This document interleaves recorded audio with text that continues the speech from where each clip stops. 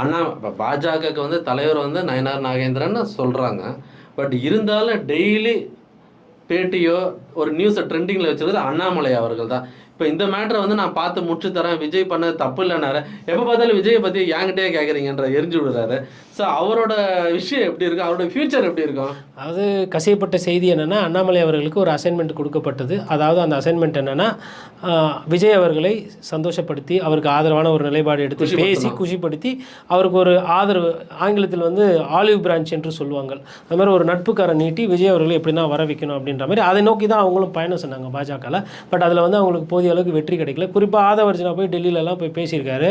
எப்போ நீ எல்லாம் பேசினா வேலைக்காவது போய் உங்கள் தலைவரை வர சொல்லுங்கள், விஜய் அவர்கள் என்ன நினைக்கிறாரு அப்படின்றதான் முக்கியமாக இருக்குது. அதாவது அதுலேயுமே ஒரு பின்னடைவு. ஸோ இந்த விஷயத்தில் வந்து அண்ணாமலை அவர்களுக்கும் சரி, ஆதவர்ஜனா அவர்களும் பின்னடைவு. ஆனாலும் அதை மறைக்கிறதுக்கு ஒரு ஒரு பத்திரிகையில் ஒரு பேசு பொருளாக இருக்கணும். அது ஒன்று. இன்னொன்று நம்ம